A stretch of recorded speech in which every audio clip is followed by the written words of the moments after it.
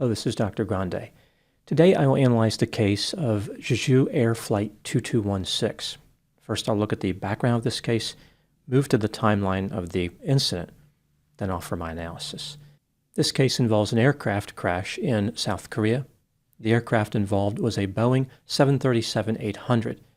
This design is part of the 737 Next Generation series, sometimes simply referred to as NG. This is the third generation of the 737, but for some reason they didn't name it third generation. They went with Next Generation. The series includes 5 variants: the 737-600, 700, 800, 900, and 900 extended range. The first NG flew in 1997. The 737-800 is the best-selling version. There are over 4,300 of this model in service around the world. In 2019, the NG series was discontinued. 3 years earlier, in 2016, the first Boeing 737 MAX took to the air, which is the 4th generation 737. The 737-800 involved in this case was manufactured in 2009 and delivered to Ryanair. In 2017, it was transferred to Jeju Air. Now moving to the timeline of the incident. On December 8, 2024, Jeju Air resumed service to Muan International Airport in South Korea after the COVID-19 pandemic disrupted operations. 21 days later, on December 29, 2024, a Boeing 737-800 operating as Jeju Air Flight 2216 departed from Suvarnabhumi Airport near Bangkok, Thailand at 2:28 a.m. 181 people were on board, 175 were passengers, 6 were crew members. The majority of the passengers were returning from a trip arranged by a travel agency. They had spent 5 days in Bangkok as part of a Christmas tour. After what seemed to be a normal flight, the aircraft was preparing to land at Muan International Airport. This airport has a single runway, which is just under 9,200 feet long. Most runways can be used in both directions and have separate designations for each direction. The designations for this runway are 01 and 19. Flight 2216 was planning to land on runway 01. Their approach started at 8:54 a.m. At 8:57 a.m., air traffic controllers warned the flight crew that there was a risk of a bird strike. This airport is notorious for bird strikes, the worst airport in South Korea for this phenomenon, with 1 out of every 1,000 flights being affected. That may not seem like a lot, but in the realm of bird strikes, it's pretty high. At 8:58 a.m., a minute after the warning, the flight crew declared an emergency. It appears as though the number 2 engine, that is the engine to the right of the captain looking forward, was damaged by a bird strike. The aircraft executed a go-around maneuver and at 9:01 a.m. was cleared to land on runway 19. So they were going to land on the same runway going in the opposite direction. The flight crew attempted to land at 9:03 a.m. The aircraft could be seen coming in faster than expected, and the flaps were not in the landing position. In addition, the landing gear was retracted, so this was a belly landing. The aircraft made contact with the runway about 4,000 feet from the beginning. Again, the runway was just under 9,200 feet long, so the aircraft had lost the use of almost half the runway.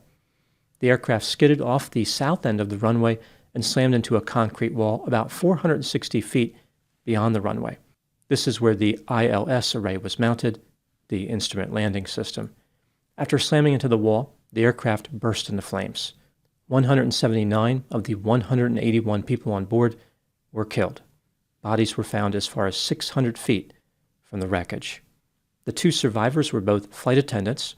They had been in the back of the aircraft in their jump seats. One was male and one was female. One of the survivors reported that one of the engines started smoking after a suspected bird strike before exploding. Both the flight data recorder and the cockpit voice recorder were recovered from the aircraft. At the time I'm making this video, the cause of the crash remains a mystery. However, it is very likely investigators will eventually figure out what led to this tragedy. Now moving to my analysis.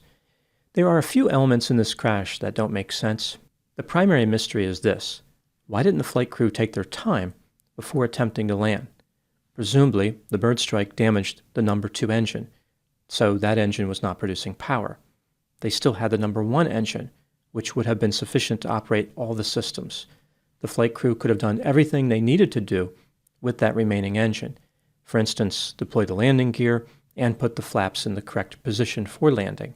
Furthermore, they could have activated the auxiliary power unit. This unit doesn't provide propulsion, but it would provide power to operate systems like the landing gear and control surfaces. Safely landing the aircraft should not have been a problem with the loss of an engine. When the bird strike occurred, the flight crew had two choices: immediately land the aircraft with the one operating engine, or abort the landing and, essentially, fly in a circle while preparing the aircraft for landing with one engine. This would give them time to go through all the checklist items for this procedure. Instead of immediately landing, or taking a long time to prepare, the aircraft just went around to the other end of the runway and attempted a very dangerous landing. No landing gear, the flaps were not in the right position, it just makes no sense. They would have been better off attempting to land immediately rather than executing this maneuver. What happened here? Why would they make this decision? There are a few possibilities. Let's take a look at three of the theories in this case. Theory number one is that the bird strike somehow took out both engines. So not just the number 2 engine, but the number 1 engine as well. This has happened before. For example, in 2009, U.S. Airways Flight 1549 ditched in the Hudson River after bird strikes disabled both engines. In that case, everybody survived. In the case of Flight 2216, there is no reason to believe that engine number 1 was affected by a bird strike. If it was affected and the aircraft had no power, why didn't the flight crew immediately land? Theory number 2 is that, in addition to engine number 2, the landing gear and the flaps were somehow damaged by the birds. So engine number 1 was fine, there was power, the problem was the actual systems themselves. I never heard of a bird strike disabling the landing gear and the flaps on a large jet aircraft like a 737. There would be no way for birds to make contact with landing gear that was retracted, and the flaps are on the trailing edge of the wings. Bird strikes typically affect areas like the leading edge of the wings, the engines, and the nose. Even if this was somehow possible, there are redundant systems on these aircraft to make sure these systems remain functional. It is very unlikely that both systems failed at the same time. Furthermore, both the landing gear and the flaps can be deployed manually. No power is necessary to get them in position for landing.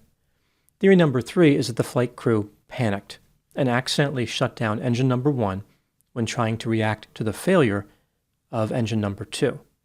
This has happened before in the history of commercial aviation and even involved the same engine positions.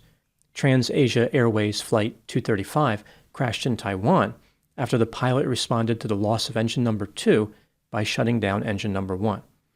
Making the same mistake, the flight crew on Flight 2216 did not have the time or the presence of mind to manually deploy the landing gear and the flaps. The aircraft was coming down one way or the other, so they attempted a belly landing on the runway. Another version of this theory is the flight crew panicked and simply forgot to deploy the landing gear and the flaps. Like they were just so worried about getting on the ground, they immediately attempted the landing. Based on what little is known at this time, in my opinion, I think that theory number 3 is probably the most likely. The version of this theory where the flight crew shut down engine number 1 is more likely than them forgetting to deploy the landing gear and the flaps. But either way, panic was the major contributor to the tragedy. About 75% of all commercial aviation crashes are due, at least in part, to human error. The bird strike created an emergency which could have been managed successfully. Unfortunately, the pilots panicked and were unable to execute the correct procedures to land safely. Again, this is just my opinion. The investigation could find something completely different. Maybe something happened which is not covered by any of the 3 theories. Perhaps a fire broke out and the flight crew could not see or breathe, or some other problem pressured them to land quickly. No matter what the cause of the collision was, one definite problem in this case was that concrete wall being so close to the end of the runway. If that wall had not been there, I think it's likely that no one would have been killed in this crash. The aircraft would have had enough distance to come to a stop on its own. Now moving to my final thoughts. Fatal crashes in commercial aviation are exceedingly rare. but each one has a major impact on the way people think about flying. About 20% of people are afraid of flying, and crashes like this do not reduce that level of fear. Statistically, flying on a commercial airliner is exceptionally safe. When considering the overall risk, we can look at the U.S. air travel data from 2002 to 2022. Here we see there were an average of 33 injuries per year. When looking at motor vehicles, on U.S. highways during the same time range, 2.3 million people per year were injured. So 33 versus 2.3 million. Driving for 12 minutes is riskier than taking a 6-hour flight. So the trip to the airport is almost certainly more dangerous than the flight itself. Another way to examine the safety record is to consider the number of fatalities compared to the number of aircraft boardings. That is the number of times a person gets on a plane. In the United States, from 2018 to 2022, there was one fatality for every 13.7 million boardings. Tragedies like Flight 2216 serve as a reminder that the exceptional safety record of commercial aviation has always depended on learning from mistakes. When the investigation is complete, no doubt there will be at least a few recommendations to enhance airline safety. Those are my thoughts on the case of Jeju Air Flight 2216. Thank you so much for watching. I'll talk to you soon. Whenever people have a lot of time to make a decision, like when engineers can spend years looking at data, decisions tend to be pretty good. When people have to make decisions quickly, even if there is a set procedure to follow, which would maximize the potential for safety, decisions tend to be poor. So commercial aviation safety is really limited by the human factor, specifically trying to make fast decisions under pressure. If the pilots, in this case, for instance, did not have to worry about their lives ending or the lives of all the passengers and other crew members ending, then that would also take off a lot of pressure. So it's not just the time, it is what is at stake. Everything is at stake. Pilots in an emergency are under a tremendous amount of pressure in many ways to make the right decisions. In this case, it appears as though the pilots did not. Again, I don't know for certain, but it's not looking good for them. Unfortunately, this is pretty common. Even in situations where things went well and a crash was avoided, investigators often find that the pilots could have done things better. So the human factor is really limiting to commercial aviation. The mechanical factors, I think the engineers have down pretty well, not perfectly, as we've seen in recent times with certain failures in components with aircraft. For instance, Boeing has been beleaguered by various accusations. But overall, engineers tend to have the mechanical aspects dialed in pretty well. They know what makes a plane fly and they know what makes a plane crash. The human factor is the part that will probably never be resolved. It will never be perfect.